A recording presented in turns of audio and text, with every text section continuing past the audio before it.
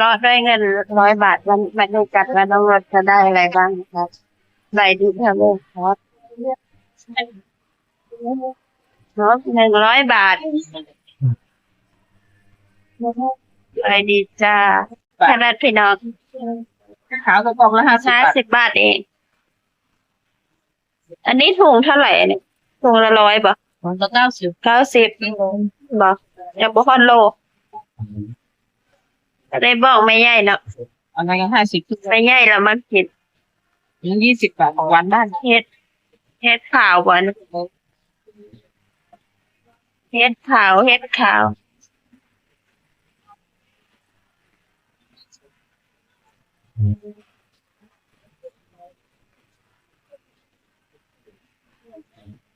ตาสะอ่อนขนาดข้างหวานก็มี20ข้างหวาน20 บาทช่วงนี้มันฝนดีได้ฝนตกข้างหวานป่าบ่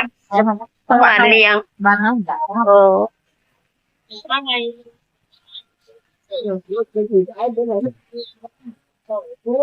ครับก็ไม้ต้มโอ้ไม่ต้มชาวบ้านบ่จ้าไอ้หมูปลาไม้ต้มไผ่บ้าน ทำไมเพ็งปลาไผ่ป้าจ้าแกะให้เรียบร้อยหัวหอยเอาไปตำเนาะจ้าจากบ้านเลย100จ้าบ้านได้หลายเนาะ100 บาทซิงเมเจอร์ของตลาด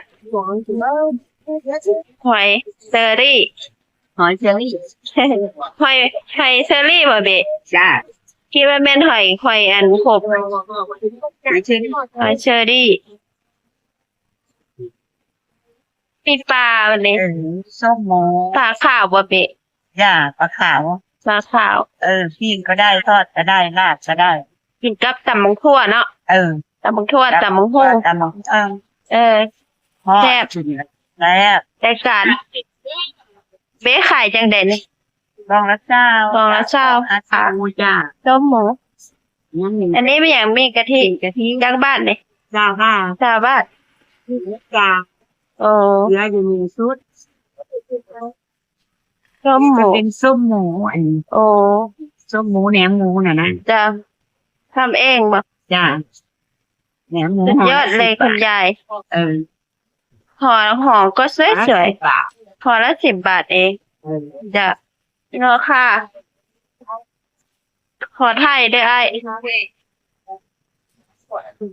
ราคาประกวดอาหารบ้านเฮา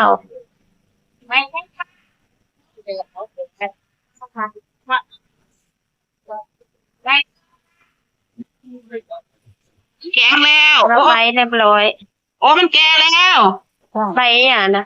ไม่2 ฝาน่ะบอกแล้วขายพวก กินกับลาบบ่ กับลาบคือใช่ก็ว่ามันหอมนี่ล่ะให้ต้องหวานไปแกงหน่อไม้สด แต่มันจะแก่แล้วนะ แกงหน่อไม้สด จ้าหน่อไหวสดบอกไว้ไหมเลยหน่อยใหญ่มาก4 กรัม100ใช่ไหม4 กรัม100หน่อไม้ต้มช่วงนี้หน่อไม้ระบาดกดต้มหน่อไม้ออกหลายแม่นบ่โอ้ไม่ต้ม350หวายใหญ่ขนาดเลยหน่อหวาย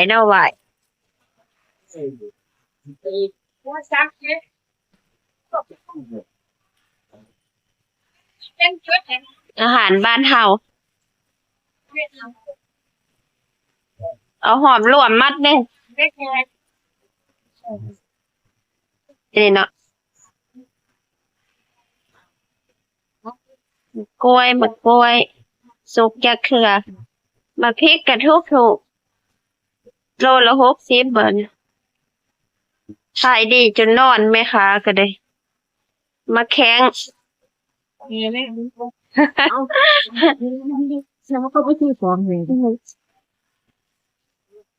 ขายดีจนรับ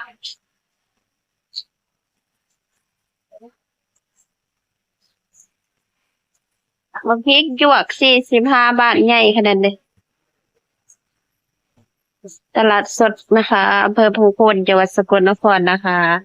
งบ100 บาทนะคะ ว่าจะได้อะไรบ้าง นี่ก็ได้ไปเยอะแล้วอิ่มทั้งบ้านนะคะ100 บาท บริษัทกล้วยอันนี้กล้วยเรื่องกล้วยหวีละ25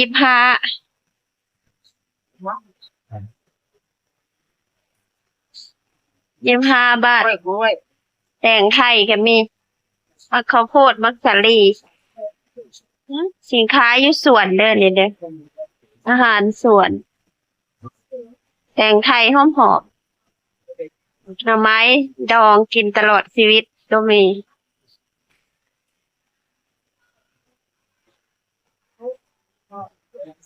ซิงเมเจอร์ของตลาดสดอำเภอพังโคนก็คืออาหารบ้านๆตามฤดูกาลนะคะ เลี้ยงไม่ขายบ่นะ นอกค่ะ นก หมดเช้า ผักด้วย ซิงเมเจอร์ของที่นี่นะคะซิงเมเจอร์ของตลาดสดอำเภอพังโคนก็ไม่มีอะไรมากมาย อาหารบ้านๆตามฤดูกาลนะคะถูกและดีนะคะ นี่แถมพอบเงิน100 บาทอิ่มทั้งบ้านนะคะ10 บาท20 บาทเองนะคะ ของก็ถูกๆร้านผลไม้นะคะ อันนี้20 บาทเมื่อเลย30 กิโลนึงโอ้ผลไม้ไทยดังไกลทั่วโลกสาลี่นี่ทุกอย่างนะคะ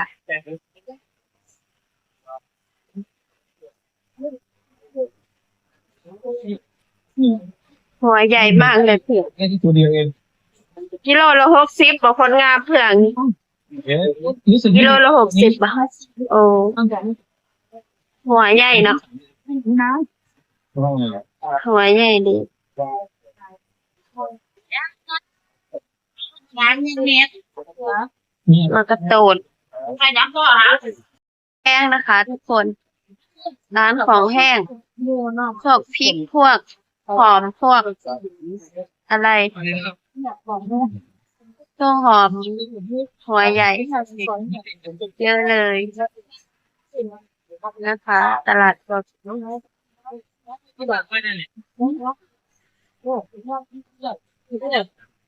ประมาณเช้าๆนะคะ คนก็จะคึกคักตลาดสดจะประมาณนี้นะคะทุกคนไม่ใหญ่ไม่โตพอประมาณเยอะแยะรอบๆตลาด มาจะกลับบ้านว่า อาหารทะเลก็มีได้อพี่น้องทะเลซีฟู้ดทะเลซีฟู้ดก็มีหมึกมีกุ้งมีปูคนงามขายนะคะเยอะมากมายกุ้งมีหอยมีปูนะคะ